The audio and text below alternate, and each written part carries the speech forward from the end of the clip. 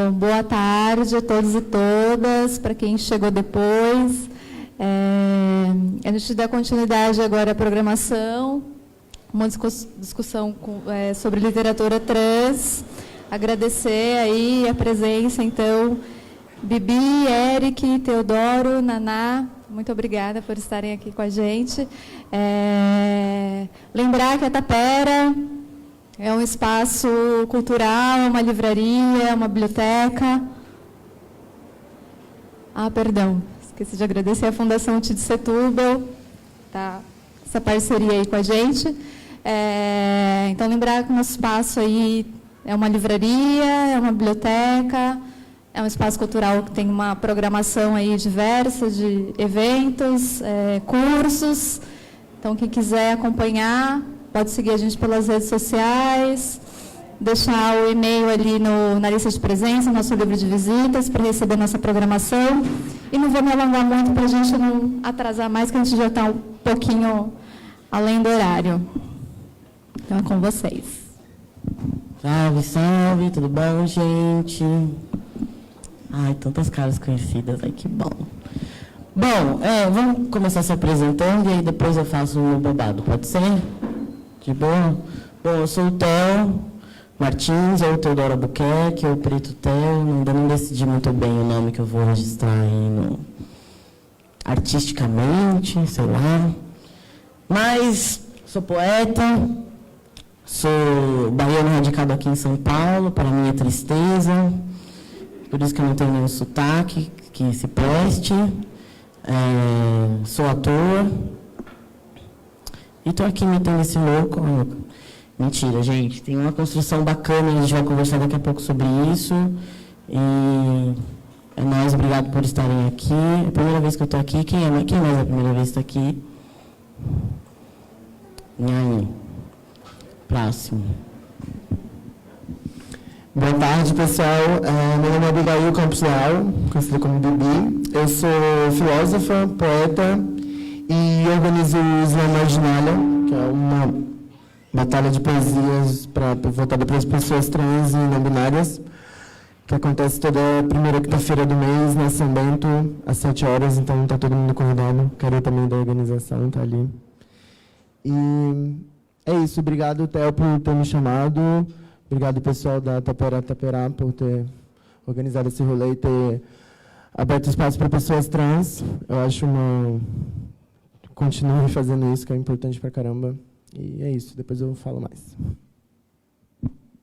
Boa tarde, eu sou o Eric, eu sou do interior de Itu, e eu faço letras na UFSCar atualmente. Tentei passar pela filosofia, mas não tive muito estômago.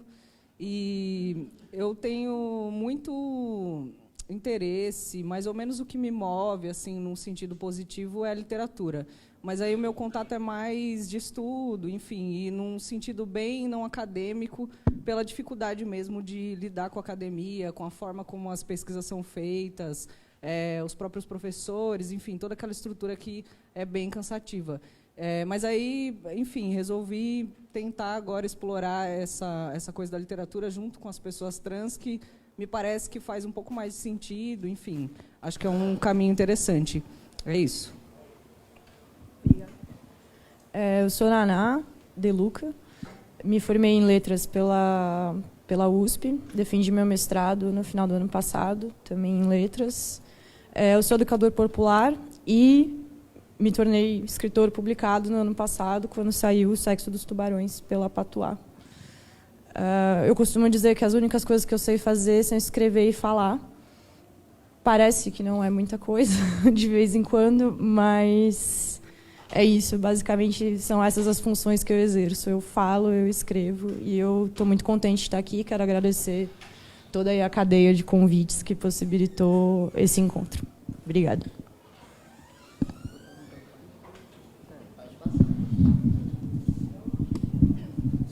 Ai, gente, tem mais um.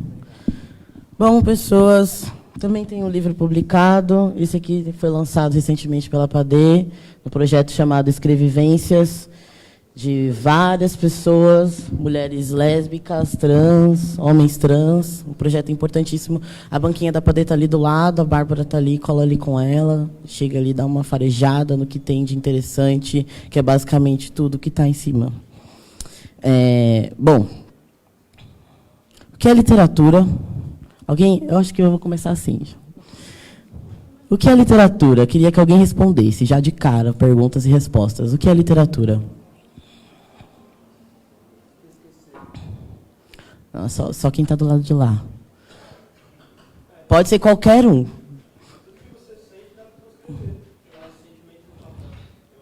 Sentimento no papel.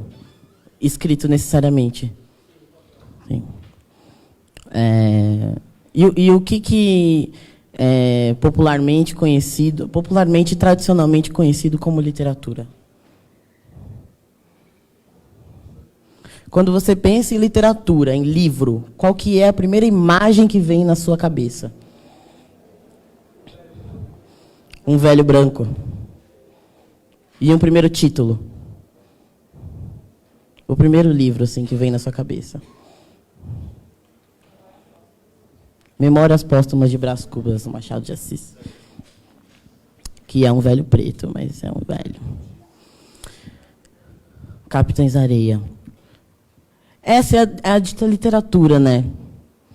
A literatura formal, catalogada e validada por algumas instituições bem específicas que, historicamente, traçam educações nessa tipologia de trabalho, digamos assim, né? São histórias narrativas bem específicas que não condizem com as pessoas que estão com a realidade, com a vivência, com as histórias das pessoas gêneros dissidentes, das pessoas negras e das pessoas marginais, em todos os sentidos da palavra marginalidade. Então, o que é a literatura trans? A partir dessa reflexão. Já que as pessoas que estão produzindo ela também têm histórias e educações bem específicas que vêm nesses registros dos nossos textos escritos, né? As nossas vivências são periferias bem diversas, né? Quando a gente fala em periferia, a gente pensa necessariamente na periferia geográfica, e que é absolutamente importante, mas existem outras periferias que são atravessadas e que são importantes de serem demarcadas, né? Que são as periferias de gênero, as periferias, sei lá, da saúde, as periferias biológicas. Então, a literatura trans, ela se propõe nesse sentido, de registrar essa educação, digamos assim, de registrar essa nova narrativa. E ela é feita por um tipo específico de pessoas, que o Eric, se você quiser, assim, a hora que você quiser, pode chegar e somar aqui na palavra. E aí, bom, nessa pegada eu vou falar um pouco sobre a minha experiência dentro da literatura. Eu lia muito quando eu era criança, porque eu tive uma educação bastante privilegiada, né? Família de classe média e tal, então eu estudava em escolas que tinham muito esse interesse de fazer as crianças lerem mesmo, só que acessei esse tipo específico de literatura.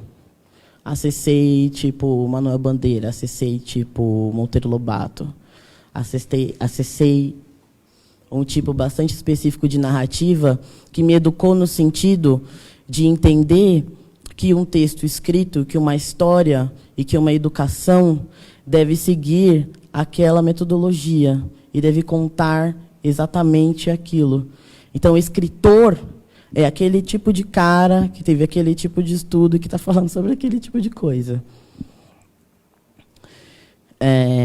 E cresci assim, lendo muito e não vendo nenhuma possibilidade de ser criador de alguma coisa que se parecesse com aquilo.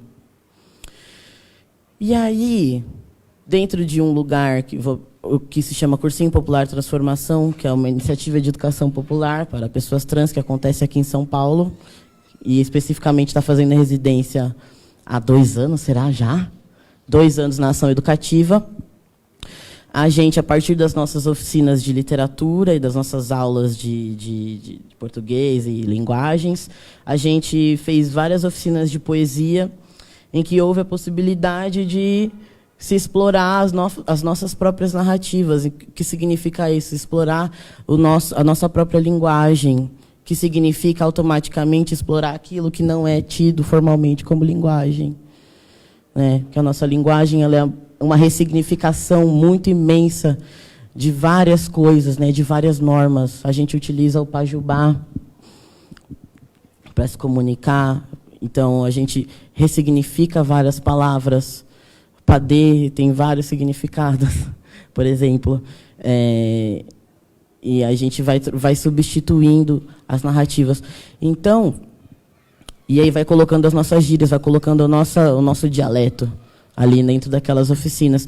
E aí surgem poemas coletivos e se percebe um material absurdamente importante no sentido de registro das vivências daquelas pessoas que estão ocupando aquele espaço. Então, a galera organiza...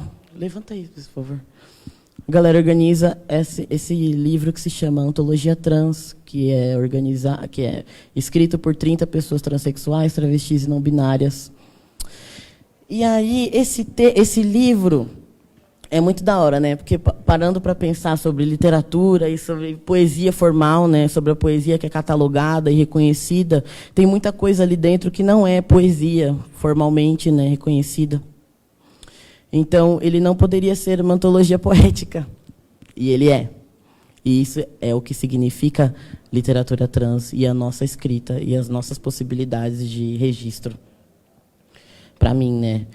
E aí joguei um monte de texto lá meu. E eu estava conversando com o Eric ontem, né? Sobre, sei lá, supostas dificuldades que a gente tem de formação, supostas defasagens que a gente tem de formação. Que, na verdade, são esses desencontros com as normas, né, estabelecidas de aprendizado e de profissão mesmo. Né? E aí o Eric pode falar mais sobre a vivência dele na academia e tal, especificamente dentro do curso de letras. Então, eu joguei bastante coisa ali que eu imaginei que ninguém ia reconhecer como um poema e que ninguém ia reconhecer a minha linguagem. E o retorno foi muito positivo. E a gente estava conversando ontem sobre as nossas, sei lá, os nossos títulos ou as nossas possibilidades, elas dependerem, às vezes, na maioria imensa das vezes, da validação terceira, né? Que é aquela frase que a gente vê aí no Facebook entre os nossos pares, de nossa, como eu queria ter a autoestima de um homem cis hétero branco, que facilmente se posiciona dentro das suas profissões, que facilmente se posiciona dentro dos seus fazeres, né? E que facilmente é reconhecido,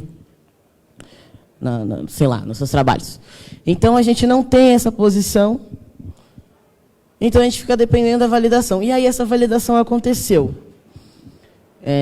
E foi se desdobrando em trabalhos e foi ocupando lugares que eu nunca imaginei, do tipo, eu participei de uma publicação que se chama Todos os Gêneros, que é uma revista do Itaú Cultural, que, se eu não me engano, sai de 1 em 1 ano, de 2 em 2 anos, não sei mais a periodicidade dele.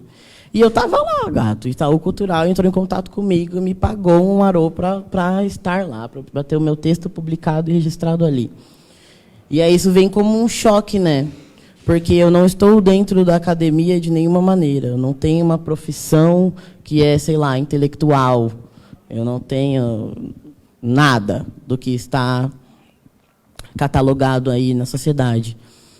Então, a partir desse momento, não da validação, mas da ocupação da minha palavra no mundo e nos registros que ela proporcionou, sei lá, que ela alcançou, se estabelece a minha literatura. E a nossa, né? Bom, e aí rolou esse poema, e esse poema foi um poema em específico que foi babado, que gerou várias coisas. E aí as minhas referências, né? Falei, bom, agora eu preciso ir trocar com outras pessoas, né? Ver o que as pessoas estão fazendo também. Porque eu entrei aqui e caí de gaiato na literatura. E nesse mundo das palavras tão estranho para mim, porque eu sou ator e... né, a única formação que eu tenho é profissionalizante em em atuação e interpretação, então eu sou uma pessoa, sei lá, do corpo e do jogo, e não sou... Eu leio os textos, eu ensino as coisas dos outros, né, as produções dos outros.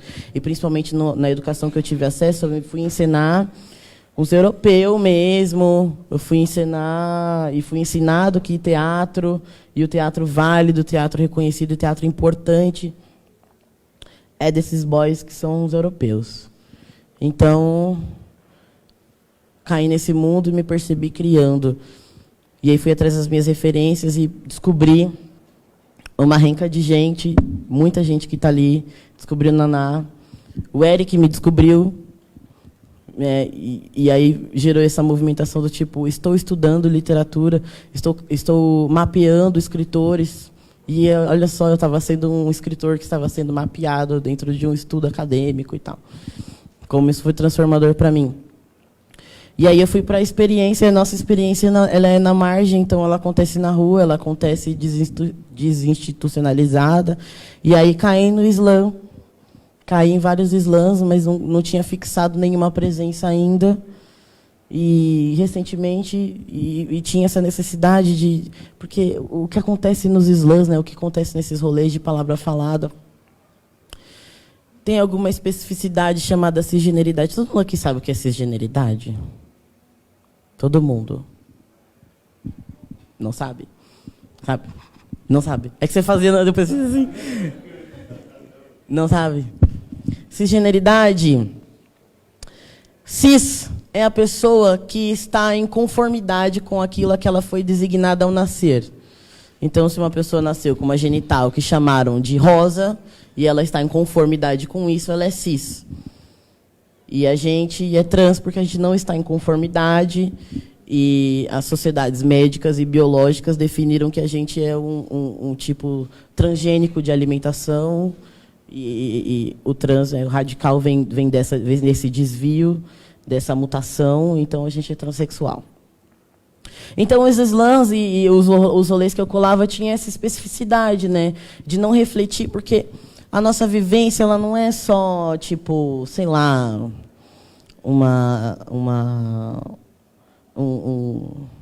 um desconforto, né? Não é só uma doença, uma patologia que nos colocaram e que a gente abraçou. A gente está justamente ressignificando esse posicionamento, essa construção, né?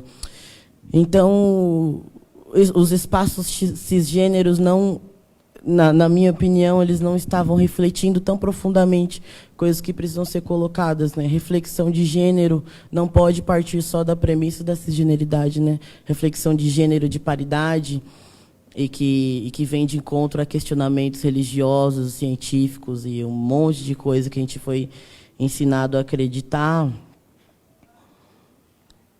A gente vem e dá um tapa na cara disso tudo. Então, esses slams não me cabiam. E aí nasceu esse slam marginália, que a Bibi vai falar daqui a pouco.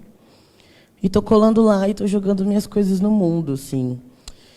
E aí, antes de ter esse rolê de encontro, né, das reflexões que eu acreditava que precisavam ser feitas, aconteceu esse edital da Padê, que primeiramente era direcionado para mulheres lésbicas e trans e bissexuais, né? É isso, né? Tá certo, tô falando besteira. E aí rolou uma conversa, né? Que aqui a gente, desse lado, a gente faz muito isso, né? Não é só um questionamento imbatível do tipo, sei lá, agressão teórica e divergência teórica. Aqui a gente constrói a parada junto, e construir a parada junto parte da premissa de que a gente precisa estabelecer diálogos. Então, um diálogo foi estabelecido de que seria importante contar com criações de homens trans dentro desse edital,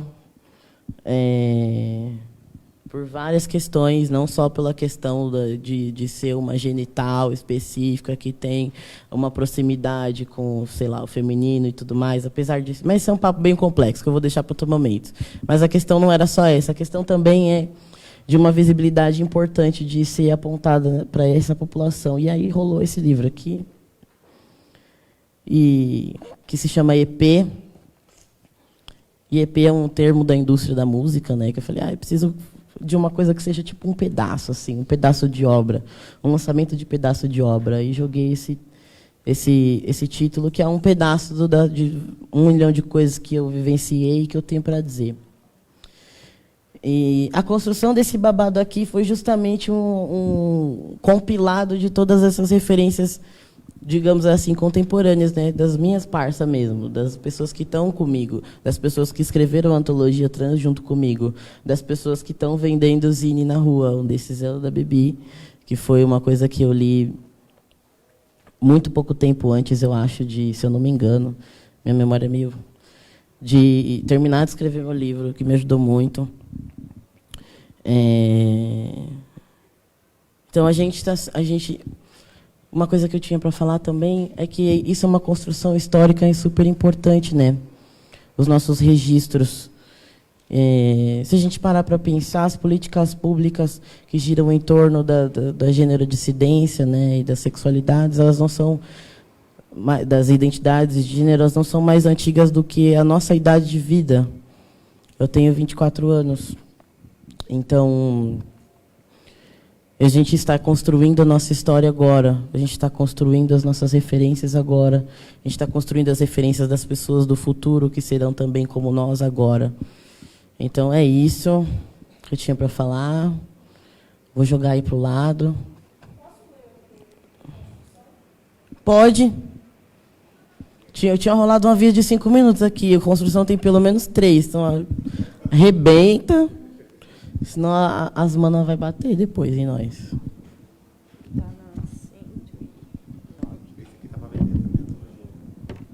Oi? Mano, a antologia não tá rolando aqui, mas o EP tá rolando e a antologia pode rolar numa trocação de ideia bem easy. O João tá ali, que o João tá ligado dos negócios da editora e é nóis. Eu tenho uma afetividade enorme por essa antologia, não só pela importância histórica dela, né, de reunir textos de pessoas trans dessa forma poética e afetiva, né, com uma construção coletiva, mas porque eu fiz o ingrato trabalho da revisão. Então, eu conheço esse livro nas entranhas. E os poemas do Theo certamente são... O revisor não pode falar isso, mas são os meus favoritos. Em vários aspectos, pela potência, e acho que a construção tem tudo a ver com isso que você acabou de colocar. Não, eu não sou um homem de verdade. Definitivamente não sou, nunca serei. Vou te falar o que eu sei sobre homem de verdade. É forma viva da sapiência e erudição que urina fora do vaso, senta de perna muito aberta no busão, te agride e se sente que está perdendo o altar em que se fez macho. Escarra forte no chão. Está sempre calculando o nível do esculacho que vai direcionar sem dó para todo e qualquer ser vivo desviante da condição de submissão cis heteronormativa.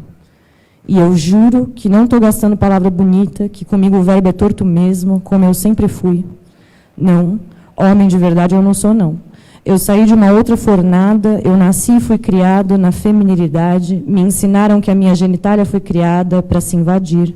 Fecha a perna, garota, não use esse short perto de menina, é curto demais, não adiantou. Eu estou vivendo a consequência da minha invasão desde 1999. Hoje eu tenho 23 anos. Vocês estão fazendo a conta? Hoje eu tenho 24 anos. Vocês estão fazendo a conta? Porque homem que é homem de verdade não faz. Nem da idade, nem do consentimento. Palavra que vários deles não conhecem. Tipo clitóris, orgasmo, fazer gozar e pode parar, para agora mesmo. Nesse poema não tem espaço para problematização, nem para feminista radical sorrir de escárnio, pensando em socialização. Eu estou falando de masculinidade. Vamos combinar que é um problema maior que a vulnerabilidade da buceta. Até porque eu conheço homens de buceta que a cada dia que passa estão se esforçando para ser homens de verdade, jogando no vento a carta da criação, justificando incansavelmente a reprodução daquilo que os faz sofrer tanto quanto eu. Pronto, falei.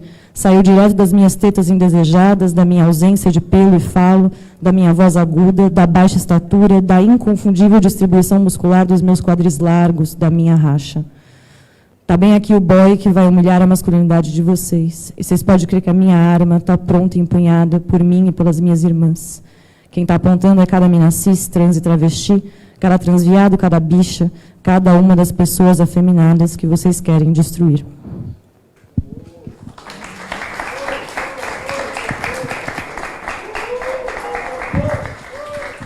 Lá no Slam Marginalia, a gente substitui Paul pelo que mesmo, querida? Bafo. Substituição de linguagem, ressignificação das coisas. E aí, joga aí. Vai. Acho que, pensando no que o Theo falou, faz sentido talvez falar um pouco mais perto. Acho que faz sentido falar um pouco da minha vivência atual.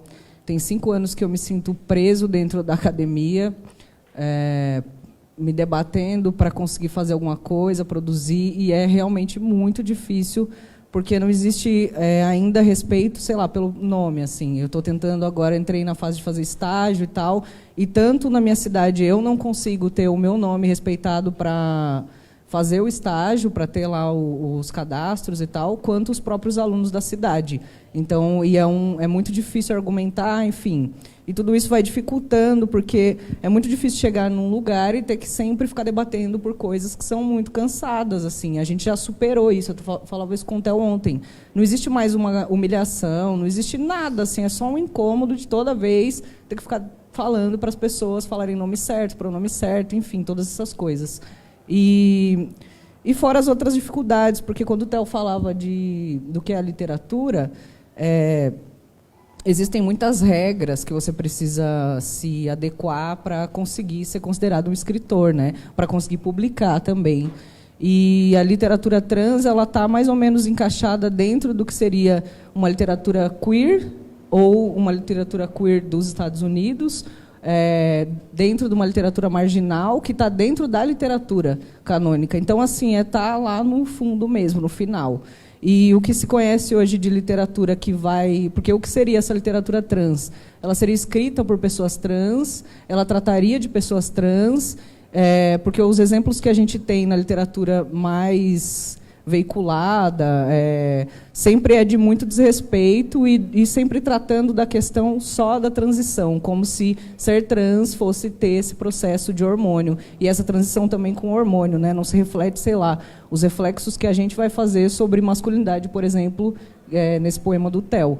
Então, são muitas questões, mas eu acho, parece que entre a gente concordaria que a literatura trans deve ser escrita por pessoas trans, mas a gente sabe que não existe maneiras de limitar as coisas. Então, pessoas cisgêneras escrevem sobre pessoas trans, e são sempre coisas muito desastrosas. Existe um cara da Unicamp, eu não vou divulgar o nome da peça para ninguém ler, porque é muito ruim, mas ele tem uma peça onde ele vai contar a história de um homem trans que a peça começa com ele morto, dentro de uma casa, e aí a mulher está lá, as outras mulheres para arrumar o corpo, para velar e tal, e, de repente, elas tiram a roupa e descobrem uma vagina. Nenhum momento no texto ele nem fala que existe uma vagina, ele só coloca 1,5 páginas de nomenclaturas para o pênis, assim, vários nomes diferentes, na busca desse pênis. Então, sequer se afirma que a gente tem uma buceta, o que já é um super problema.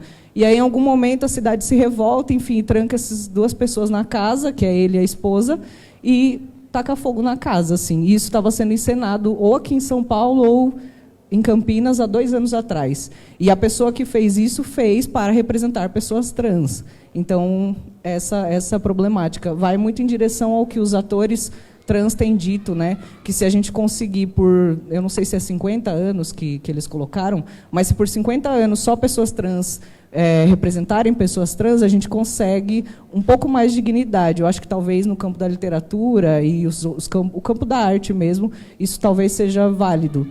E aí, enfim, eu procurei o Theo porque tinha essa ideia de fazer um levantamento de escritores trans para ter material para estudar, para ver se isso dá algum impulso na vida, assim, né? Se tem algum sentido. E aí estou tentando fazer esse levantamento. Tem um outro menino aqui de São Paulo, o Kairos, que também está fazendo esse levantamento, e a gente tem conversado, mas não tem nada muito pronto. E no meio de todas essas coisas ruins, assim, essas representatividades ruins das pessoas trans, eu encontrei o Herzer, que é um adolescente transmasculino da década de 70, e ele teve uma vida permeada assim, de violências desde muito pequeno, foi adotado pelos tios, aí teve uma tentativa de abuso por parte do tio, e ele não se encontrava, não se entendia naquela família, na própria vida, e aí acabou conhecendo...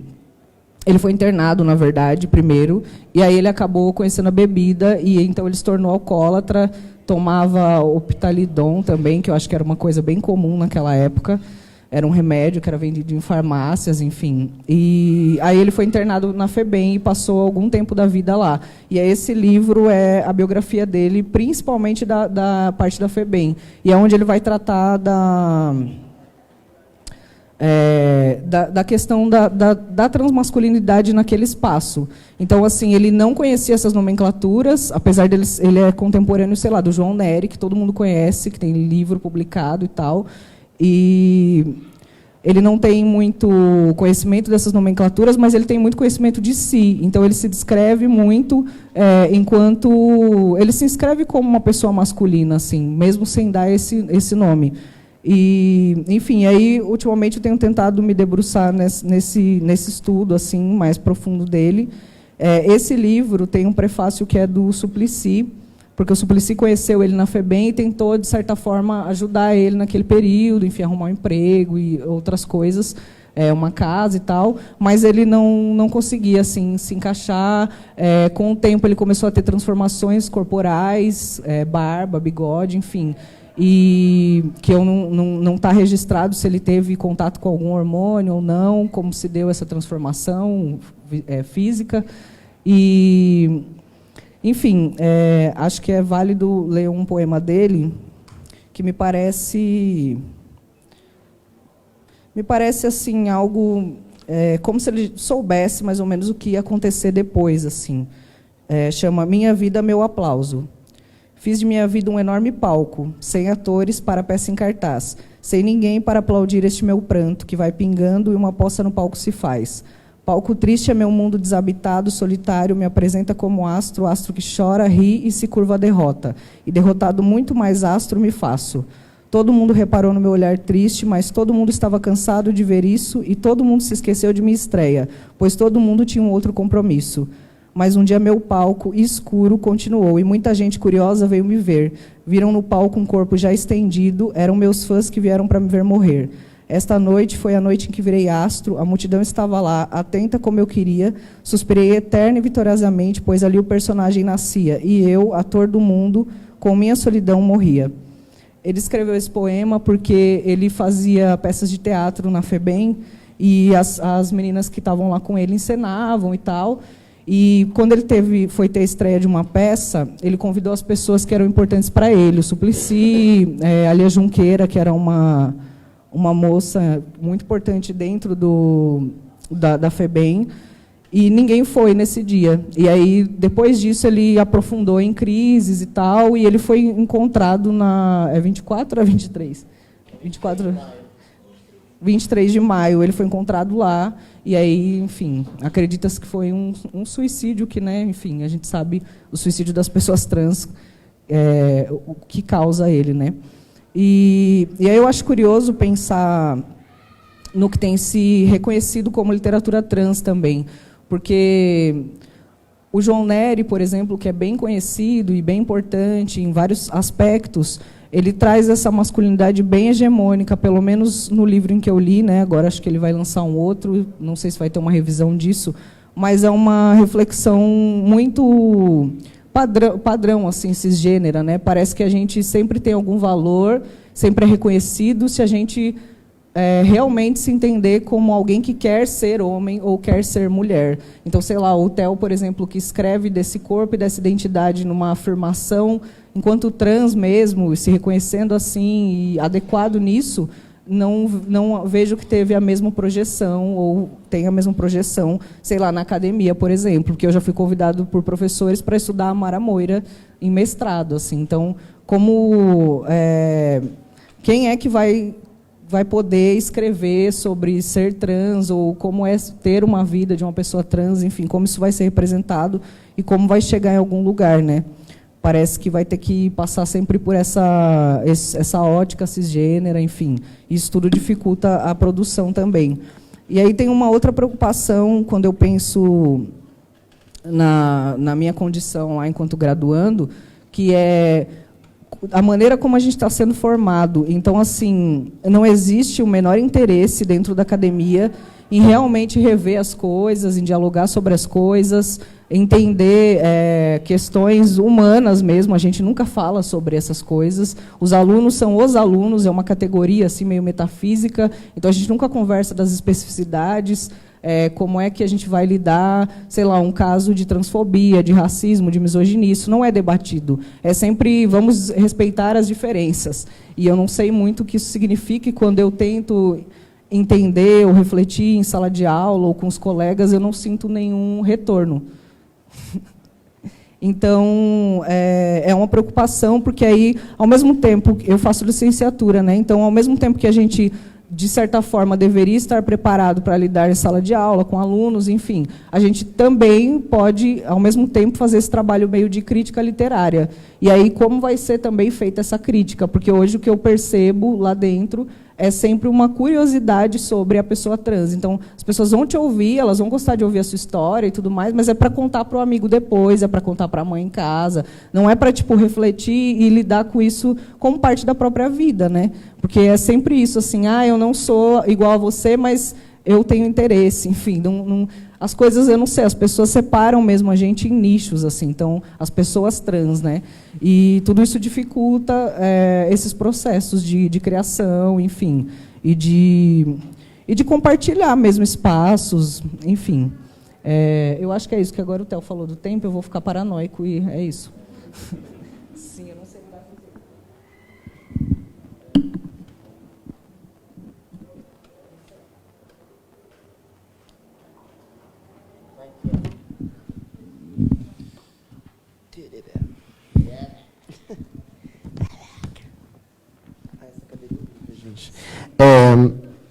Vamos lá, já me apresentei, né? Sou Bibi, sou filósofo, poeta e faço parte da organização do Islã Marginalia. Eu vou fazer uma fala mais biográfica. Eu sempre, tem uns 3 anos para cá que eu já comecei a flertar com a poesia, e eu escrevo sobre poesia, primeiro através da linguagem filosófica, né? Depois também fazendo poesia.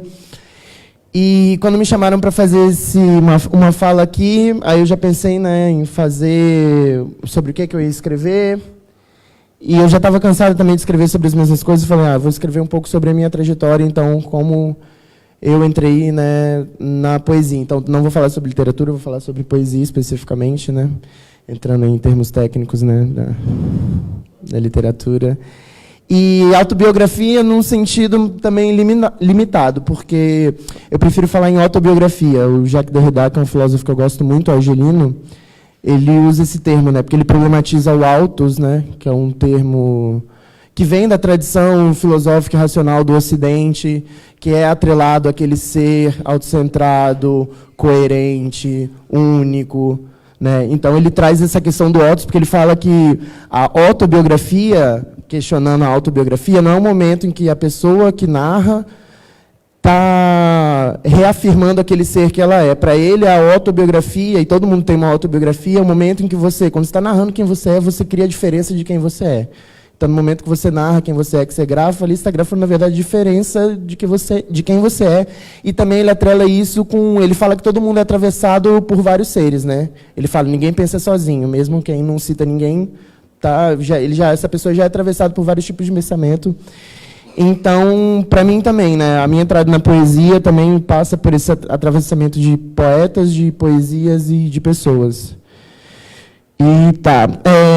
No começo, na verdade, eu tive uma dificuldade de entrar mesmo no âmbito da poesia por 2 coisas especificamente. Uma é a minha entrada científica, né? Eu fiz graduação em geografia e depois me especializei, larguei e fui para filosofia. E são 2 disciplinas, né, que seguem a trajetória do pensamento ocidental, que é muito racionalista, né? Então, elas sempre tiveram um pé atrás com a linguagem filosófica, né, por justamente estar atrelada a essa necessidade de ter linguagem racional, coerente, dissertativa argumentativa, princípio de não contradição, e todas essas coisas muito chatas que depois me fizeram aproximar da poesia. E também, né, na tradição política, também eu era muito próxima do anarquismo. O anarquismo também, apesar de ter um certo âmbito mais desviante ali, que inclusive os anarquistas clássicos não gostam, mas é também uma linguagem racional, né, dissertativa argumentativa, convencer, né, a linguagem do convencimento, da palavra, de ter que convencer a outra pessoa. Né. Então, também não tem muita margem para esse desvio da poesia. Então, por isso, eu sempre tive um pouco de receio com a poesia também. E eu pensava, tipo, será que a poesia pode oferecer também instrumentos para a gente entender a nossa realidade, também para transformar a nossa realidade? Quando eu era mais preso nisso, eu achava que não, que a poesia não dava conta disso. Mas depois de um tempo eu comecei a transicionar com relação a isso. E eu acho interessante também que foi a coincidência da minha transição para esse paradigma mais racional. Para a poesia veio junto também com a minha transição de gênero. Eu ainda não sei elaborar, né, o que tem de causalidade entre uma coisa com a outra, mas, obviamente, não é uma coincidência. E essas coisas aconteceram juntas. Então, eu comecei assim, a perceber a força da poesia, de vários sentidos. Né? Primeiro, porque ela dava espaço para a loucura, para o delírio, para a fantasia, para a ficção, para os afetos, né? Para a raiva, o ódio, o amor, o tesão, a angústia, a dúvida. E são todas coisas que nem o pensamento anarquista tradicional e nem a linguagem científica dá conta. Né? Você não pode escrever um texto científico expressando afeto, né? Você tem que ter uma linguagem despersonalizada, fala na terceira pessoa, né? E a poesia não, a poesia dá o espaço para você, dá o espaço para você colocar a sua autobiografia, para você escrever ficção, para você delirar, para você escrever sobre prazer, gozar, e, enfim, sobre todas essas coisas. E isso começou a me cativar. Né? E eu também comecei a compreender depois também que a poesia mesmo também dava conta de compreender e transformar a realidade, só que através da linguagem dela, que não é a linguagem racional. Então, é uma outra forma de compreensão, de transformação. E aí, os meus primeiros contatos com poesias que eu comecei a realmente perceber essa força. Primeiro foi com as Luditas Sexuales. Não sei se vocês já ouviram falar, é um coletivo argentino, acho que não existe mais, formado por pessoas sexo e gênero dissidentes. E eles também tinham uma pegada muito anarquista e tal, mesmo com relação a gênero e tal, mas eles também, em alguns momentos, tanto o texto deles, mesmo esses mais argumentativos, também eram atravessados por uma linguagem mais poética, quanto também eles tinham poesias. E eu comecei a me pegar... nossa, é potente isso aí, é da hora, né? E tem uma poesia que me marcou muito, que é de uma dessas pessoas que, inclusive, eu tive relações, tá louca? É meia-noite, não sei o que tenho. É meia-noite, não sei o que tenho. É meia-noite, o cachorro fala comigo. É meia-noite, acho que entendo o que ele diz. É meia-noite, haverá uma festa. É meia-noite, todos estarão lá. É meia-noite, não posso faltar. É meia-noite, uma festa de lobos, au, au. Essa poesia me marcou muito, eu vi ela numa performance, então tinha toda uma atmosfera por trás disso também. Tem muito a ver com essa construção que eles falam bastante da manada de lobos, né, que pegam do Deleuze e Guattari essa questão da manada para trabalhar desenvolvimento de relações coletivas, afetivas, que não sejam, né, centradas na dualidade do casal ou na individualidade do eu, né, perpassando vidas coletivas, agenciamentos coletivos, orgias, enfim, tudo por aí. E também uma outra poeta que me marcou muito foi a Indianara, quando eu morava no Rio. Ela é uma travesti, babado lá do Rio de Janeiro, militante, poeta, e me marcou muito porque ela tinha um uso da poesia, assim, que era... A galera sempre ficava passada assim, com a Indianara, que ela sempre metia umas poesias de improviso, ela estava no meio de uma fala política, ela mandava uma poesia.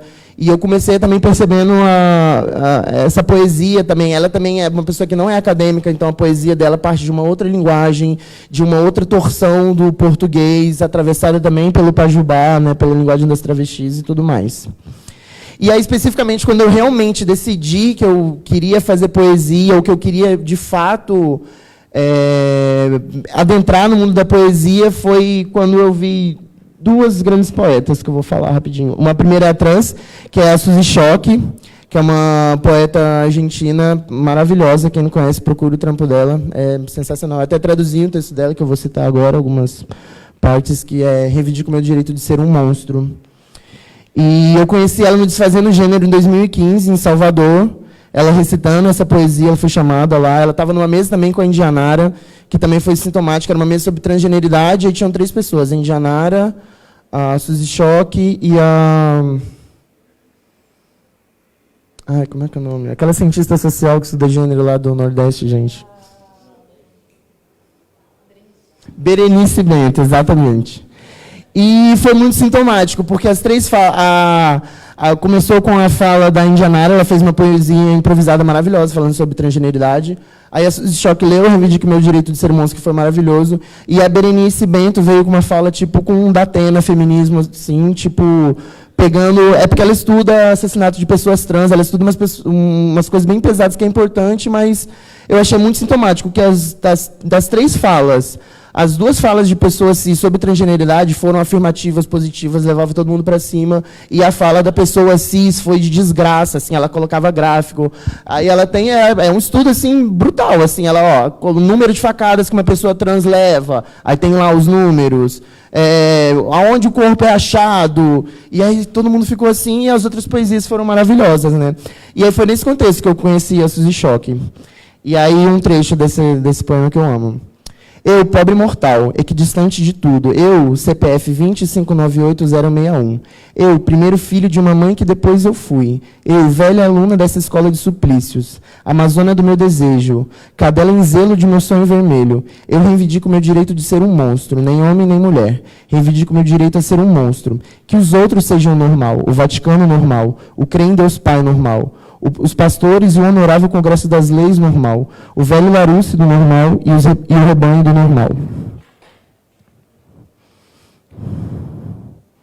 E aí também a poesia da Suzy Choque também, ela entra muito na questão da autobiografia, né? Ela traça muito essa coisa que para mim hoje em dia é muito importante da travestilidade com a monstruosidade, né? Porque assim, as pessoas trans, elas não balançam só o binarismo homem e mulher, elas também afetam, abalam, estremecem, fraturam o binarismo humano e animal, no sentido pejorativo mesmo, de você ser expulso do campo do humano, por isso que travestis e pessoas trans podem ser mortas, né, a Deus dará, e com os requintes de maior crueldade do mundo, mas também por depois um movimento de reivindicação mesmo, tipo, a humanidade é isso, eu não quero ser isso mesmo, sou monstra mesmo, sou ciborgue, tenho chuchu, tenho peito, sabe, tomo hormônio, e de não ter essa preocupação com a assimilação dentro da cadeia do normal, né? E a outra poeta que me influenciou muito foi a Tatiana Nascimento, que não é uma pessoa trans, mas é uma sapa maravilhosa, preta. E, bom, vou ler uma poesia e depois eu falo algumas coisas. Belize. Belize já enfrentou muito golpe, sim. E se golpe desse mar não carrega cicatriz, é que sua pele d'água se desfaz contra o toque de cada golpe. Açoite, chicote. Eu me refiz, eu me refiz, eu me refiz. A poesia da Tati também dialoga muito com essa questão da autobiografia, da escrita como cura, que é uma coisa também, para mim, muito importante, né, do ato de escrever, não só como essa tradição de você ter que expressar uma palavra para entrar em contato com uma outra pessoa, né, mas você descrever para você entrar em contato com você mesmo e vomitar alguma coisa que você tem, né, de ser uma relação com você mesma, e que isso afete outras pessoas também, mas disso tem um movimento com você também. Isso para as pessoas trans é muito importante, né? Tanto que um monte de gente trans tem uma relação com poesia sem ser necessariamente poeta, né? Escreve as poesias porque é uma forma também de explorar essa escrita de si como um processo de cura também, né? Eu acho isso muito importante. As questões de raça e ancestralidade também que ela traz, o empretecimento do português, né? A forma como ela torce e tensiona o português não só na oralidade, né, como ela recita, mas também na escrita gráfica dela mesmo, né? Ela usa umas palavras diferentes, corta travessões, usa elementos não fonéticos, né, na escrita dela também. Eu acho isso meio da hora, e ela também dá essa empretecida no português mesmo. E eu vou citar uma outra parte dela. Esse poema que eu adoro também, Baleias, que também dialoga com algumas coisas da Suzy Choque, né? monstruosidade, animalidade, enfim. Prefiro escavação arqueológica, tipo organobótica, de futuro. Prefiro ciborgue, de pele diaspórica, ondalética pós-utópica, desacuendar no porto inseguro, são ancestrais, tecnologias curativas, anciãs, tecnologias orgasmativas, das antigas, tecnologia contraceptiva. Famoso cola-velcro é pura tecnologia das amigas. Baleias comem micropartícula para fazer micropolítica.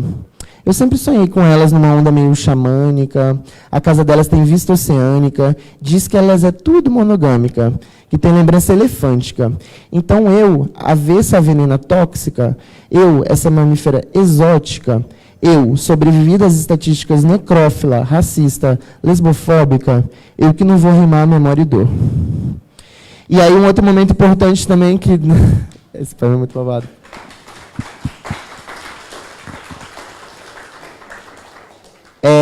Outro momento também importante, também, que da Tati, que atravessa também a minha entrada na poesia, foi que ela também organizava o Islã das Minas. Ela organizou uma sessão especial aqui em São Paulo, na época, acho que foi no evento do Sexbox, inclusive. E ela me chamou, eu fui jurada, foi a primeira vez que eu participei assim, de um Islã. A Ingrid Guimarães estava lá, a Luz Ribeiro estava lá, um monte de gente que hoje em dia são bem próximas, amigas e referências assim que eu conheci lá, então isso também foi muito importante. Ela também foi uma das primeiras pessoas que me incentivou mesmo a fazer poesia, a escrever, a recitar.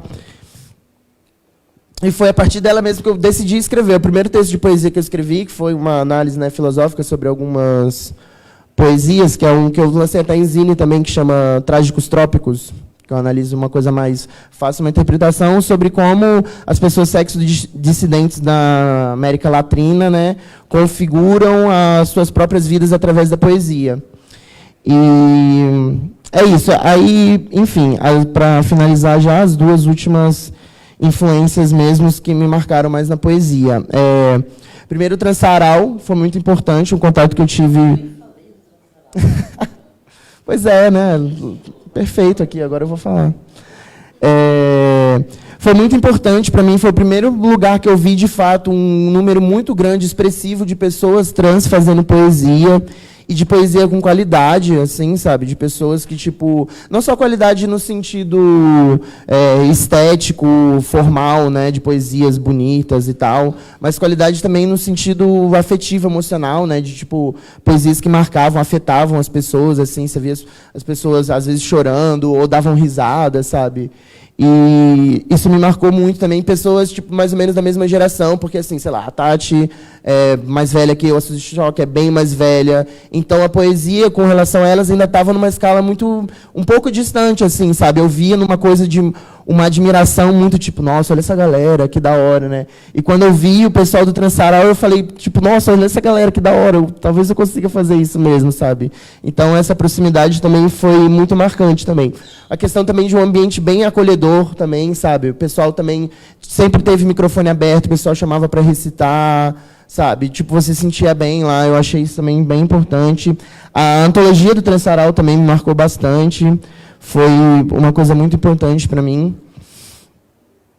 E, por último, eu queria falar da dominação, que foi também uma puta influência para mim, para o meu desenvolvimento no processo de poesia mesmo. A dominação é uma batalha que acontece toda segunda-feira, né, São Bento. É uma batalha de rap, de conhecimento.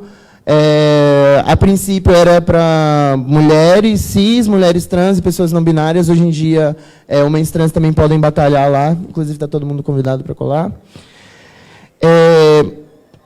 Uma coisa também que me pegou também disso era que a Ariel começou a fazer parte da organização, que é uma bicha não binária, amiga minha, conheci também através da J. Mombassa, que é uma outra influência também.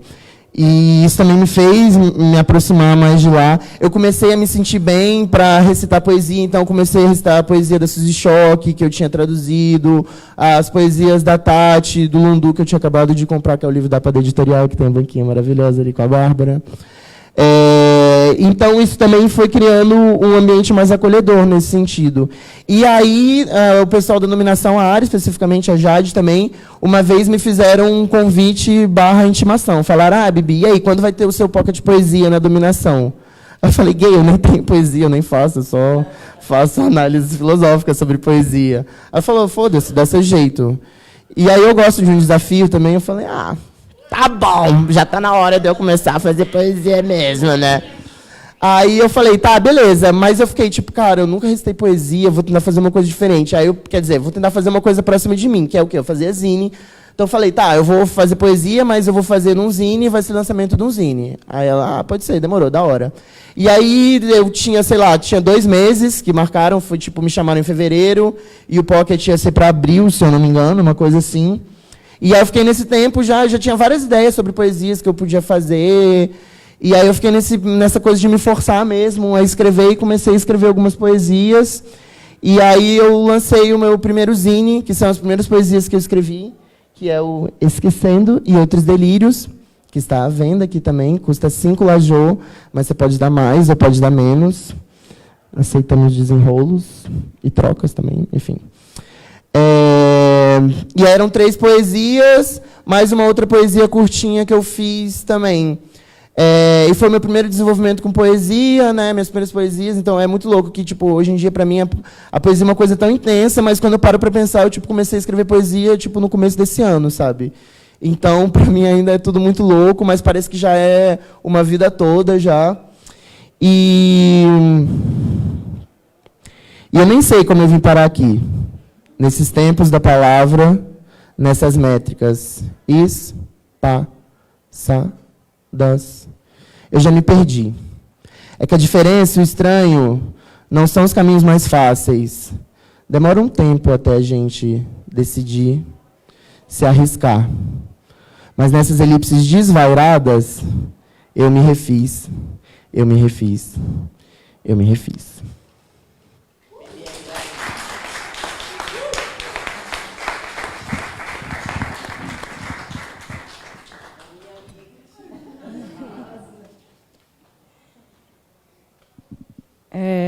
Desculpem, estou me recompondo, porque essa fechou forte.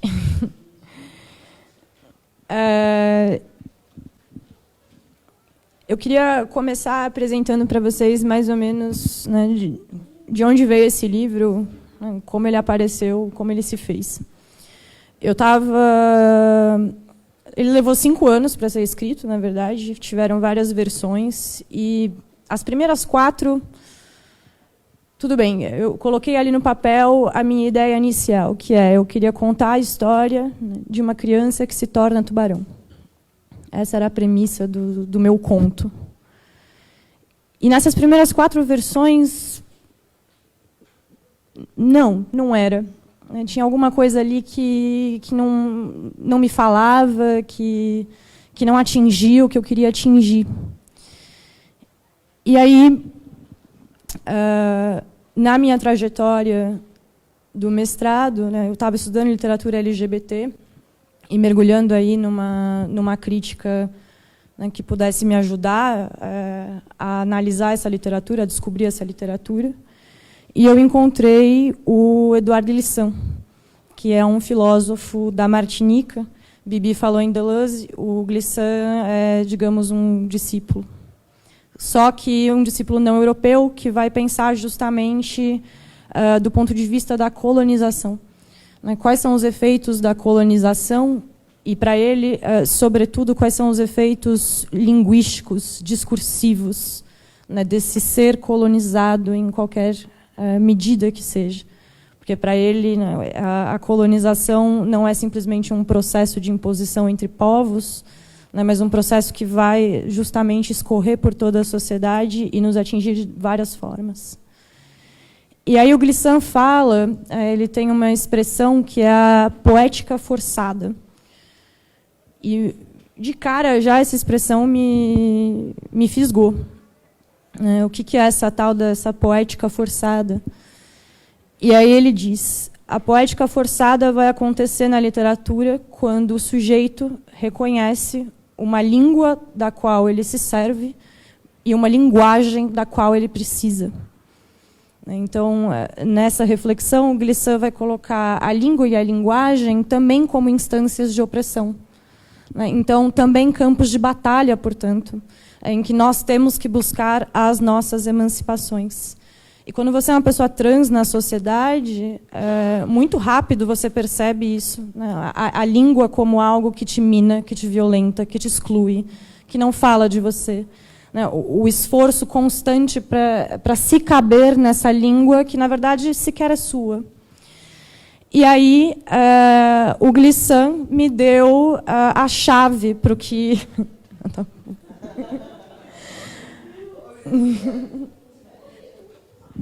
Encantador demais.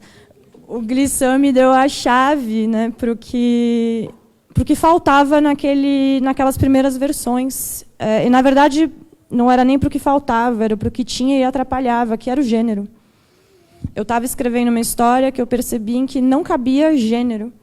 Né? Não cabia eu construir personagens homens ou mulheres, não cabia eu designá-los como homens ou mulheres, cis ou trans. Ali já não importava, porque não era disso que eu queria falar. Eu queria justamente conceber uma linguagem em que todos coubessem. E, para conceber essa linguagem em que todos caberiam, evidentemente, eu me vi em muitas armadilhas, porque, por exemplo, eu perdi todos os adjetivos, todos, praticamente. Sobrou, acho que, feliz, contente, miserável, triste. A gente não dá para reduzir a vida a isso. Só que, ao mesmo tempo, daí surge um esforço quase de engenharia com a língua mesmo, de quebrar a língua e tensionar a língua e descobrir caminhos novos na língua. Então, esse foi o meu trabalho poético no Sexo dos Tubarões. Foi conceber essa linguagem onde todos cabem, pelo menos naquilo que tange o gênero. E, então, fui contar a minha história, né, da criança que se torna tubarão. Eu preparei uma fala que eu gostaria muito de reproduzir para vocês, em que eu mesclo algumas considerações poético-críticas com trechos do livro, porque eu não queria deixar passar e trazer aqui para vocês, né, o que é o Sexo dos Tubarões. Então, se vocês me permitem e aguentarem vir junto, agradeço. O livro começa lá onde há um fim, marginal, margem, que prefiro chamar horizonte. Começa com uma criança da praia que, na força do nado, na vontade da aventura, chega à margem e lá encontra-os tubarões. Vê sua orgia, vê sua festa, ouve suas músicas. E eu vi aquele tubarão sorrir. Sorriu para mim. Tudo derreteu. O tubarão me conhecia, eu soube. Sabia quem eu era.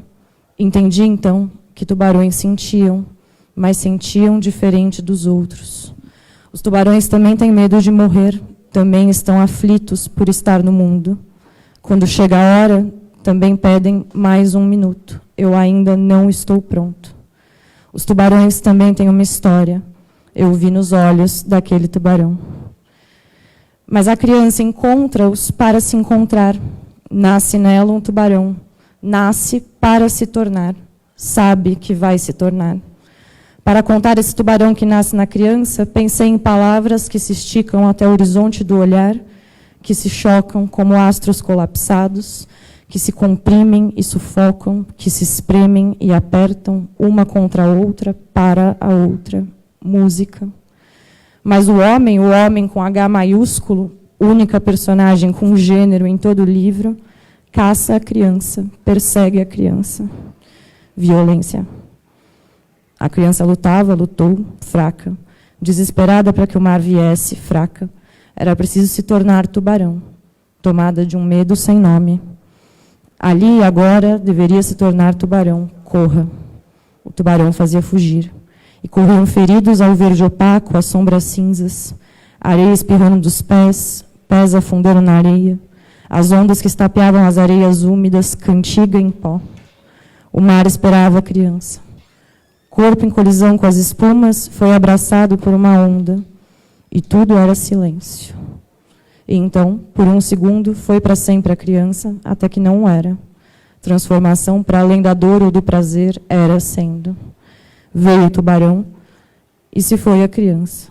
Nos olhamos estáticos, apaixonados pelo que vimos no espelho. A criança partiu. Violência faz gente adulta. Tubarão. E quem fala a língua dos tubarões? Eles não falam. Ele não fala a nossa língua.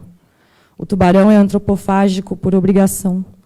Qual é nosso lugar comum? O lugar comum do tubarão. Predador agressivo, bruto, monstruoso, aquele que dá medo. A escolha pelo tubarão como corpo, como símbolo, está na alquimia transformadora que a literatura permite. No papel, afinal, cabe tudo. Onde o lugar comum vê o agressivo, a narrativa vê o forte, o resistente. Do medo vem o amor. Do bruto, o leve, o infantil. Trata-se de olhar de novo, olhar diferente o tubarão e lhe dar uma outra história, conceder a ele outra narrativa, celebrar o fato de que recusa a extinção apesar de tudo. Enquanto metáfora para a existência dissidente, não me parece haver representante mais adequado. E na vida desse tubarão também amor, B. O tubarão que acompanha e conduz a trajetória de formação daquele que conta, a descoberta junta, amorosa, afetiva do pertencer. Entre sorrisos e mordidas, B um dia gemeu, acho que você é meu lar. Lar. Não conhecia nenhum até então. A própria ideia me escapava. Por muito tempo, achei que lar é algo que se tem. Um espaço que se chama meu, onde habitam gentes que se chamam tuas. Ninguém nunca me clamou ou chamou de seu um espaço que ocupei. Até então, até o momento em que B disse a palavra, eu jamais havia pensado que eu poderia ser um lar. O mar me acolheu, achei que bastava. Nosso lar não tinha tetos, nem paredes, nem chão. Não havia cama, não havia portas ou janelas, nem cômodos ou objetos. Nosso lar era nós. A alegria me tomou de repente. Aonde quer que meus olhos vissem, viam tubarões, viam eu. E tantos vocês, nós, a melhor das paisagens. Todos os sons e gestos comunicavam, eu os compreendia. Podia ver as totalidades das presenças. A música era nossa, só nossa. Nós a fazíamos e compreendíamos. Os corpos, nossos. Nós os adorávamos, não temíamos. Eu fazia a travessia do pertencer. Era em paz que persistia. Então, para escrever, pensei no maravilhoso e angustiante paradoxo do gueto, da margem, onde há liberdade, sem medo, Nina Simone disse, para ser e estar. Pensei na celebração do gueto, quando lá não há nada a temer, uma língua nossa. Nossas festas, nossos blocos, nossas noites e ruas, todas as trilhas do arco-íris. A beleza da monstruosidade, o corpo vivo. Pensei em poéticas errantes, erradas, forçadas pela proibição no que nos impõe no que tange a palavra. O corpo fala. Os tubarões falam tubarão. Guardam as suas, nossas histórias. Mas, morremos tanto. Morrem-nos todos os dias. Com lanças e tiros e redes e anzóis e abandonos e paus e pedras e armadilhas e dor e lixo. E só tubarões velam tubarões. Rodeamos o cadáver do igual, meditamos em nossa finitude. Com aquele tubarão, com aquele corpo, quantas histórias, quantos presentes, pretéritos e futuros, quantos lugares não se foram. Quando morre um tubarão, não cessa somente sua existência, morre também um mundo. Uma coleção singular de paisagens e contos, morrem as lembranças e seu gosto. Morre cada cheiro, apaga-se cada mapa. Morre um elo maravilhoso na corrente do tempo. A cada tubarão que nos arrancam, nos levam uma parte irrecuperável de nosso existir. Nos levam os amores e os prazeres, nos levam as memórias e a própria vontade de lembrar. Esse livro é a marcação de uma lembrança, de uma existência e todas as múltiplas existências que a tocaram. É uma jornada de formação que atravessa horizontes, corpos, histórias e tenta nos desenhar uma margem maior, as margens do mar, onde se escreve a palavra impossível na curva do arco-íris.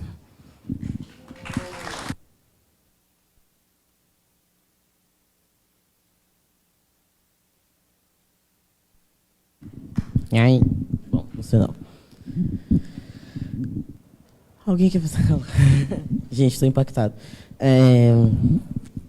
Vamos abrir agora algum tipo de interpelação, seja ela qual for, em forma de perguntas, exclamações, reclamações, questionamentos indignados, pregações religiosas, o que tiver. Está valendo. Agora já.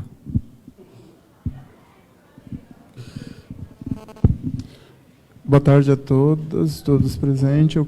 Me chamo Cecília Henrique e sou de Ciências Humanas também e tenho um cineclube itinerante e abordamos questões étnico-raciais e questão de gênero, né? Eu vi em todos os discursos falas muito importantes. Queria antes de tudo agradecer, né? Seja em quem está mais próximo das marginalidades numa vertente do cotidiano, seja quem veio pela filosofia, seja quem vem mesmo pela questão de sexualidade mais profunda, né? E para quem vem pelas metáforas, né, de um tubarão, escolher um tubarão. Aí eu quero fazer uma pergunta que é para todos.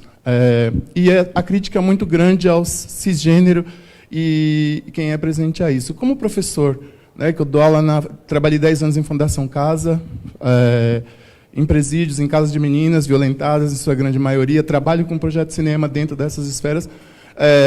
Quando a gente rejeita tudo isso, como que a gente fala para as crianças que não te identificam fisicamente ou com um homem ou com uma mulher, ou encaram esse monstro, esse tubarão?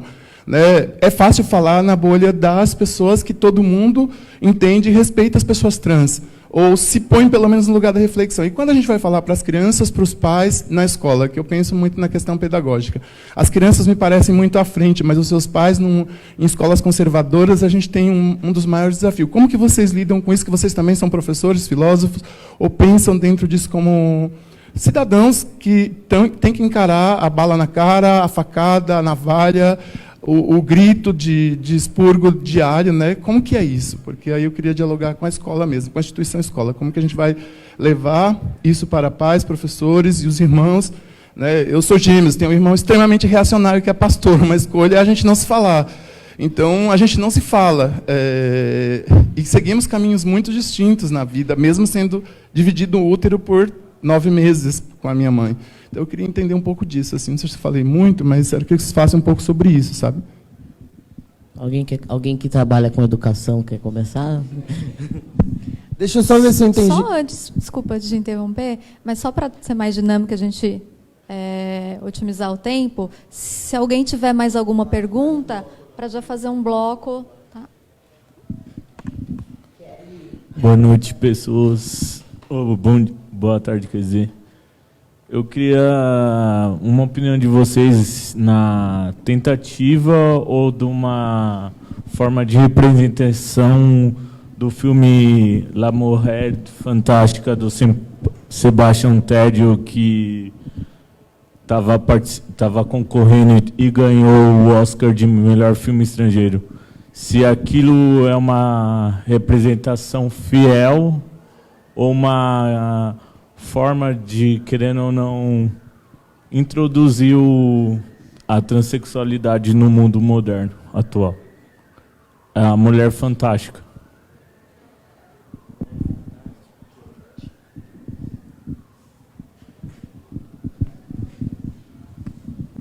Boa noite, bebês. Na verdade, eu vou tentar fazer um diálogo um pouco próximo do que vocês falaram, assim, tendo em vista que acho que a gente se comunica muito bem. Eu tive resistências ao termo monstruosidade um tempo, hoje não tenho mais, mas eu tive um tempo, levando em consideração a perspectiva do que é a monstruosidade na cultura brasileira, assim. Tipo, no sentido de o que de fato isso permeia a nossa cultura, né? A figura do monstro. E eu me aproximei muito mais da concepção de loucura, estando no mesmo lugar, do que seria um monstruoso, e eu o senti muito mais próximo da realidade do que é a população brasileira, né? Então, a loucura como fazendo parte da estrutura que mantém a cisnorma, né? E os nossos corpos estão acoplados a esse lugar da loucura. E aí isso na literatura me remete muito, acho que com a Bibi eu já falei isso tantas vezes, então me perdoe, amiga, se aos seus ouvidos isso é redundante, mas a questão do fora, né, que é um termo do Blanchot, que é um estudioso da literatura, né, enfim, ainda que europeu, mas quando ele fala do fora, desse lugar que se permeia, onde se morre quando a gente produz a escrita, o fissurar, né, eu sinto muito que os corpos trans ocupam esse lugar da fissura por premissa. Então, por premissa, o corpo trans se faria onde se morre, onde se renasce. Então, por consequência, a nossa literatura ela é o caos em si.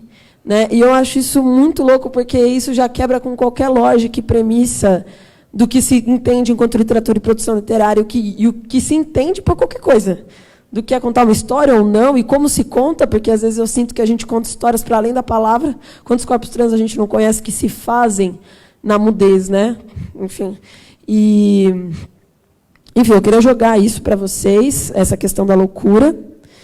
E eu gostei muito da pergunta dele. Eu posso só falar uma coisa para ele?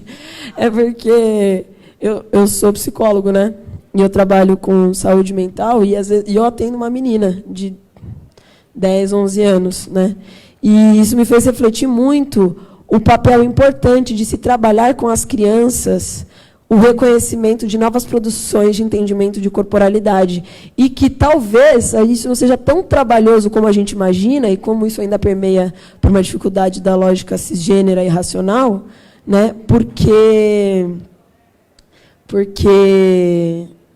as crianças já percebem esse movimento no corpo antes mesmo da gente imaginar as demandas que elas vão nos trazer.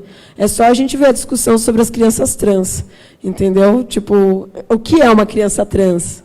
A gente já pode acoplar isso a esse corpo, tendo em vista que ele já produz uma realidade diferente, num contexto diferente aos nossos, por exemplo? Que tem como base central a cisnorma, que talvez essas crianças já não tenham, porque já se produzem realidades e trocas. Isso que a gente está trocando aqui já se alastra. Vocês podem chamar de rizoma, energia, o que vocês quiserem, assim, nas produções. Entendeu? Então, talvez seja menos difícil do que a gente está imaginando. Menos racional, talvez.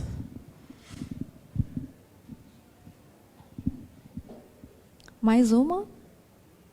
Não? Última chance. Pessoal de fora, se quiser perguntar, pode vir aqui na porta.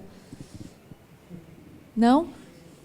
Então, acho que vocês podem já seguir. Tá, eu posso começar?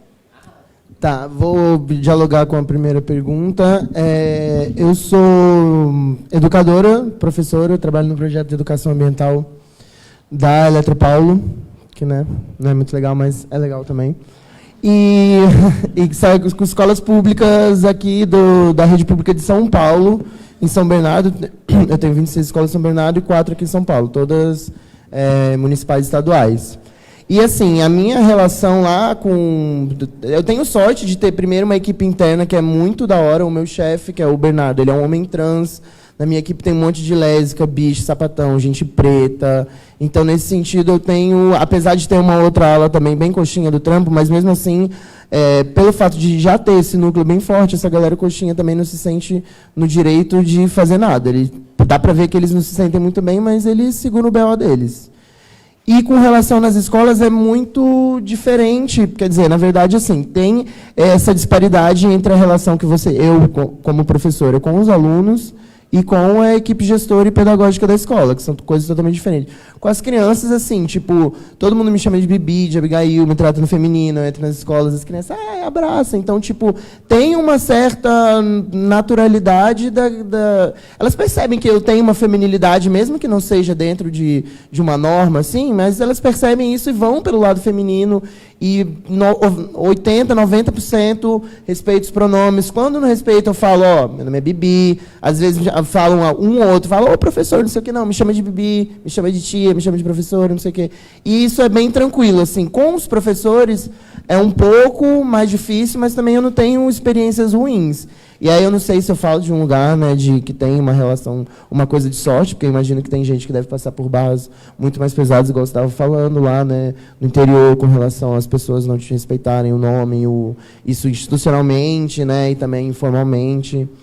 Mas, enfim, essa é a minha experiência, assim, com relação... E eu também sou poucas. Se a pessoa quiser tretar, eu vou tretar.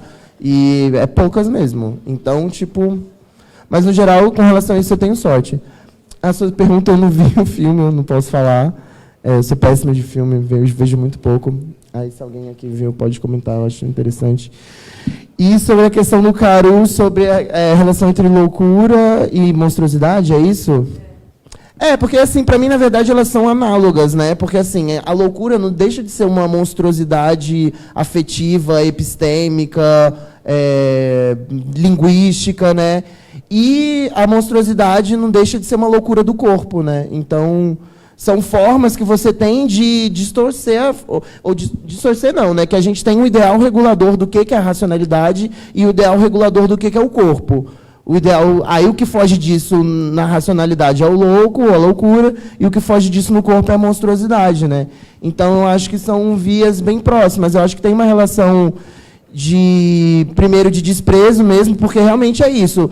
Quando você é expulso do campo da humanidade e entra no campo da monstruosidade, você, e da animalidade também, né, que os animais também não deixam de ser monstros para a cultura humana, antropocêntrica, especista, você pode sofrer qualquer tipo de barbárie porque a sua vida simplesmente não importa, entendeu? Então, é natural também que a gente tenha um receio de não querer se colocar nesse lugar, ou de tipo, né, pô, pera lá, o que vai acontecer comigo, né? Mas, ao mesmo tempo, não deixa de ser uma certa verdade também, porque, de fato, a gente está fugindo desse ideal regulador da racionalidade e do corpo, né? E é, de fato, o que a gente é. E a gente não precisa querer se afirmar dentro do humano para ser respeitado, ou dentro da racionalidade para ser entendido, né? Eu acho que a gente, nesse sentido, eu sou bem nietzschiana mesmo. A gente tem que afirmar as nossas singularidades na monstruosidade que ela é. E não gostou, foda-se. Né? A gente não tem que buscar uma assimilação dentro. Não, fala, não, eu sou humano, não sou louco. Né? Eu acho que tem que afirmar mesmo, e essas coisas são meio parecidas. Não sei se eu te respondi também, mas, enfim, é isso. E quer dar um salve, não? Eu também sou educador popular, mas eu não trabalho com crianças, então eu talvez vá falar de um lugar mais hipotético em relação à criança, mas tenho experiência já há algum tempo com adolescentes. A minha relação com alunos, por exemplo, primeiro que no aluno cis, medo. Eles morrem de medo de mim. E isso dá para ver nos olhos deles, assim. Tanto que eu não tenho problema nenhum para manter uma sala de 70 adolescentes no absoluto silêncio.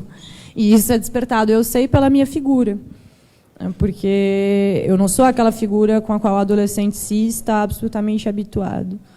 Contudo, uma vez que a gente começa a dialogar sobre gênero e sexualidade, sobretudo de um ponto de vista afetivo e humano, porque eu acho que para a sala de aula, antes de tudo, antes de falar de conceitos, antes de falar de teorias, de discussões crítico-políticas, a gente tem que falar do humano no sentido mais afetivo da coisa. Inclusive, eu acho que a gente está num momento de debate nacional muito tóxico, né, em que, por exemplo, quando se fala do LGBT, né, existe aí essa entidade mágica, o LGBT, como se isso fosse uma frente única, né, e sólida. E não é, a gente está falando de pessoas. Né, a gente está falando de pessoas que estão em todos os lugares, em todas as classes sociais, exercendo todo tipo de profissão, sendo todo tipo de membro da sociedade que podem ser. E eu vejo que muitas vezes a gente perde de vista, né, isso, sobretudo no momento de dialogar com aquele que é resistente no sentido do preconceituoso, discriminatório, né, segregador da palavra. Então, eu tento sempre entrar por esse lado, mostrar para eles que, olha, a minha vivência tem coisas particulares por causa da minha transgeneridade, evidentemente, mas também tem muitas coisas similares. Né? Eu também tive, por exemplo, um primeiro amor. Eu também fiquei nervoso quando fui perder a virgindade. Né? Eu também batalho aí para pagar os meus boletos. Né? Eu também tenho um pai e uma mãe que têm problemas comigo e às vezes não têm. Né? Então, na hora de abrir esse diálogo, eu acho que é muito importante a gente apelar para a humanidade. E aí apelar mesmo, no sentido retórico da coisa. Né? Nós somos pessoas, né? Nós somos gente, antes de tudo. Né? Antes de qualquer outra coisa, nós somos gente. Né? O que é preocupante, a meu ver, é justamente a gente ter que afirmar tanto a nossa humanidade. Né? O tempo todo a gente tem que estar afirmando a nossa humanidade. Eu acho que talvez o melhor trabalho que a gente possa fazer com as gerações futuras é que elas já não cobrem mais isso, né? Que elas não cobrem essa afirmação, essa explicação, mas não, né? Que se parta do pressuposto sempre que somos todos gente e temos nosso valor, nossas histórias, nossas singularidades, nossas diferenças, nossas partilhas também, né? Nossas experiências em comum. Então, meu conselho para você seria, com esses pais, por exemplo, entrar por aí, né? Somos pessoas. A criança já tem a diferença como professora dela, né? Ela não... Eu tenho a impressão que a criança se assusta muito menos com a diferença, porque a diferença para ela é só o desconhecido. Uma vez que o desconhecido se torna, né, presente, se é explicado para ela, eu percebo que ela não tem... As crianças, no geral, elas não têm problema nenhum para entender meu gênero, nenhum. São os adultos, são os pais que muitas vezes as usam como escudo, né, como escudo dos próprios preconceitos, né, essa coisa do como eu vou explicar para o meu filho. Você se tornou pai, você se tornou mãe, é teu papel explicar o mundo para o teu filho, né? E nós fazemos parte do mundo, então explique-nos, como quiser, mas explique-nos, né? E ajudo a explicar se for o caso. Mas a criança em si, eu vejo que ela é muito receptiva, né? A criança não tem essas barreiras. Sobre o filme, eu não vi, então eu não vou poder comentar. Theo, você viu? Não, também não. Nós somos péssimos representantes da nossa comunidade, nós não assistimos o filme. Se não me engano, você está falando daquele filme que é uma atriz trans, né? Só o fato de ser uma atriz trans interpretando uma mulher trans, para nós, já é importantíssimo, né? Independentemente das questões técnicas de roteiro, eu acho que só isso já é importante demais. Né? Porque chega do transfake, chega, né, de usar pessoas cis para atuarem como os nossos corpos. Né? Exatamente.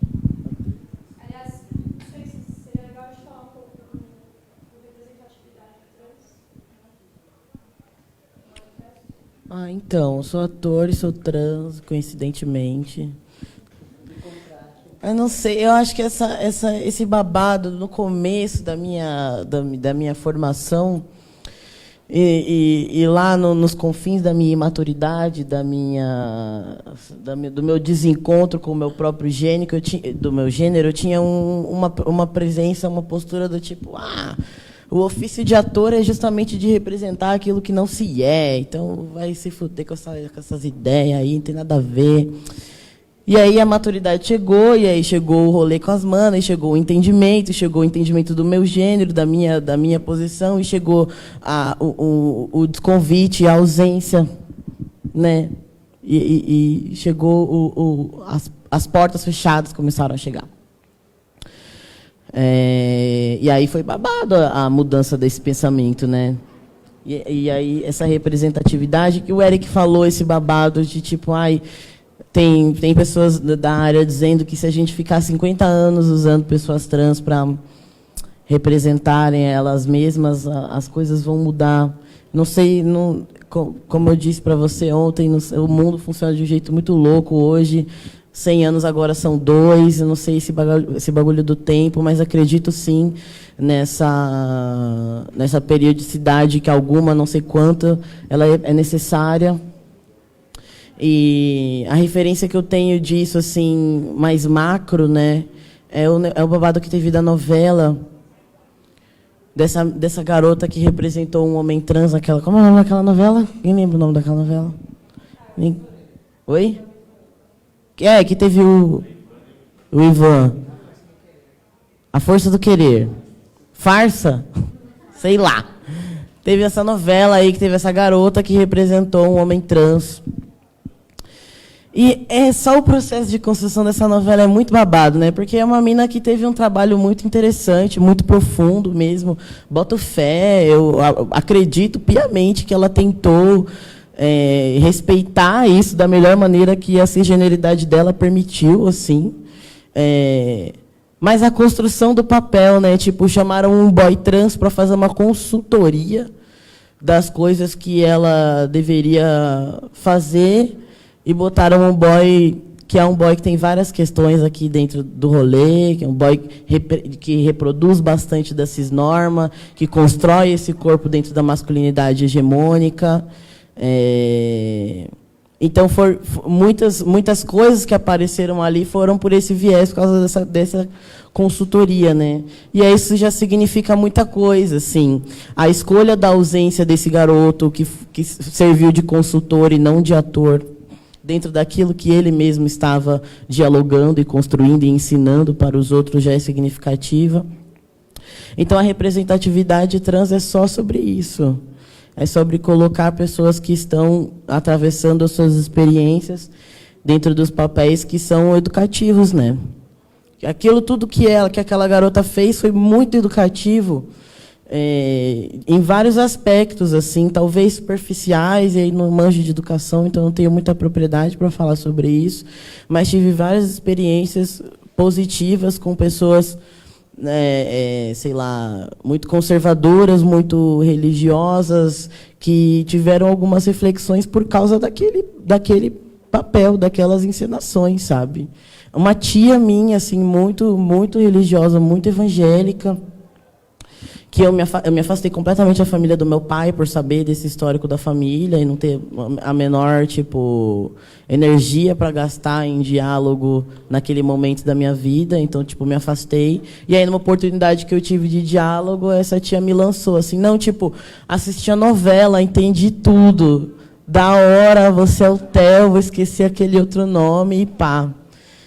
Então, já pensou se fosse uma pessoa trans fazendo aquilo de verdade, né? Como seria ainda melhor, como seria ainda mais massa e mais educativo, mais transformador. Aí, jogando o rolê das perguntas, não sei, esse filme, o que eu tenho para falar sobre a atuação, sobre o trabalho do ator é isso, sobre representatividade trans, mas, ao mesmo tempo, a nossa representatividade ela é válida para falar sobre vários assuntos que não sejam só a própria sexualidade e transgeneridade, né? Não sei, mas ainda não existe astrologia trans e tal. Então, a gente é filósofo, a gente é mecânico, a gente é tudo. A gente tem uma gama imensa e diversa de profissões e de saberes sobre os quais a gente pode falar. Também a partir das nossas perspectivas, a gente não está para falar só sobre transexualidade. Sobre o que o Caro falou, viado, é nós, né? Você é bafo. Segue no Instagram. Não, sério, real. Segue no Instagram. Como é teu Instagram? Um Poeta Desvairado. Cola lá no Islã Marginalha. As pessoas que não são Bom, aliás, eu vou falar do jeito mais simples. As pessoas que são homens, cisgêneros, são convidados a colar naquele espaço no lugar de escuta. E esse lugar é uma construção bastante disruptiva do lugar que vocês ocupam na sociedade. Então, é uma oportunidade bastante interessante de explorar a escuta no seu viés mais profundo mesmo. E eu acredito na escuta a partir de uma transformação micro, né? Cadê o Márcio Black? Não sei cadê o Márcio Black. Mas eu ia fazer só um exemplo assim, de educação bem simples com ele. Que é um cara muito gente fina, assim, que eu adoro. E já me fortaleceu muito em vários rolês. E o Márcio sempre me cumprimenta com aquele estrondoso bater de mãos de homens que eu... Escandaloso, excêntrico, histérico. Que eu boto fé que ele está fazendo isso num amor por mim. Nossa, cuspi horrores. Que ele está fazendo isso num amor por mim, sabe? Mas eu vou convidar ele a me cumprimentar com um beijo no rosto. E ver o que ele sente dentro da masculinidade dele, exercer esse gesto. Né? E aí, viado? Tudo bom? Então, a minha micropolítica e os pontos que eu atravesso sempre, que eu provoco sempre, estão bem dentro disso. O que eu vou apontar também senta de perna fechada no busão, para de ser escandaloso nesse encontro de mãos, essa masculinidade doida aí que vocês estão se enfiando, que vocês estão enfiados, vocês nasceram enfiados, existem outras possibilidades de sensibilidade, de toque e até de feminilidade dentro disso aí. A gente precisa refletir o que os aspectos da feminilidade dentro disso aqui que é ser homem. E ressignificar várias paradas do que significa ser homem né, e os nossos gestuais, as nossas palavras, as nossas maneiras de agir, os nossos afetos e principalmente o direcionamento dos nossos afetos. E aí eu abro não só para a masculinidade, mas para toda a cisgeneridade, né? O direcionamento dos nossos afetos precisa ser revisto, porque o direcionamento dos nossos afetos ele vislumbra uma genital, né? Ele está direcionado para uma genital. E aí é isso que ferra tudo. Porque aquela pergunta que você fez sobre educação, né? Como é que eu vou falar de uma coisa que aparentemente é tão complexa, né? Dentro de outros lugares, né? Fora da bolha. E como o Caru falou, talvez seja muito mais simples. Mas o que complica é justamente a gente seguir a lógica que já está, que é de dividir as genitais entre isso e aquilo, e dividir os sexos entre isso e aquilo, e essa formatação, né, se a gente for explicar a partir dessa formatação, a explicação vai ser completamente errônea, né, e torta. É mais simples um só, estou me apresentando como uma mulher, e tenho esse corpo aqui, esse babado aqui, e as crianças e as pessoas entendem essa teoricamente, outra feminilidade, né, e ela é válida e já era. E você está levantando a mão. Umas coisas atrás, eu fui coordenador da República. Eu sou professor de literatura, me formei em letras e terminei em ciências sociais e mestre em ciências sociais também. São Paulo, agora estou... A questão é o seguinte: há 2 anos atrás eu fui coordenador e professor mediador na escola pública, uma escola de conflitos, que existe essa divisão entre as instituições escolares, e uma aluna trans vivia a situação de usar o banheiro feminino e ser aceita por todas as mulheres. Eu vou dar nome, é a Lucy. Acho que muita gente conhece a Lucy. E ela estava bem no começo da transição dela para mulher trans. E eu tinha 40 professores de 3 períodos distintos que rejeitavam. Eu tive que fazer uma pesquisa entre os 350 alunos que frequentavam a escola por período, ter isso como argumento para questionar os professores, que a maioria estão num lugar de concursados, e rejeitam, e eles impõem o hábitos deles diante dessa aluna, que não tem um banheiro trans na escola, mas que ela precisa, e ela se sente menos violentada usando o banheiro feminino, e a gente tem que peitar e falar diante dessas situações, mesmo eu não sendo uma mulher trans ou um homem trans. Como professor, me compete, como coordenador, a função de me impor diante daquilo e fazer reunião com os 3 períodos, ouvir a todos e perguntar: vocês ouviram a maior parte dos alunos? Vocês acham que a Lúcia sofre mais violência no banheiro feminino do que usando o banheiro masculino? Porque a gente vai ter que tomar decisões. Então, todos os 40 professores dos 3 períodos ficam calados porque eles não têm resposta. Todas as meninas aceitam. E isso, creio que para a vida da Lúcia teve um grande papel naquele momento que eu fui professor.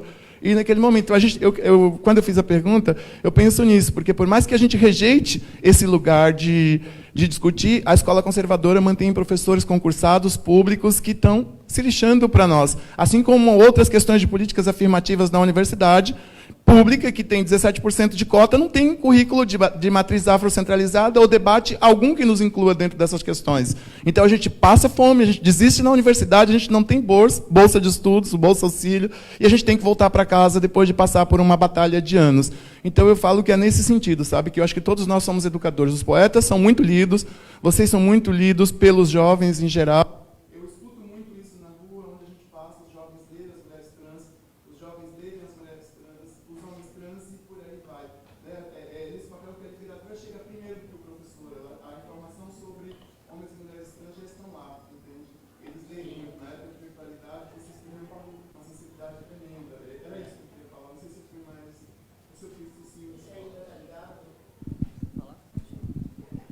Não, é só para a gente continuar as nossas trocas de ideia lá fora, que acabou totalmente o nosso tempo.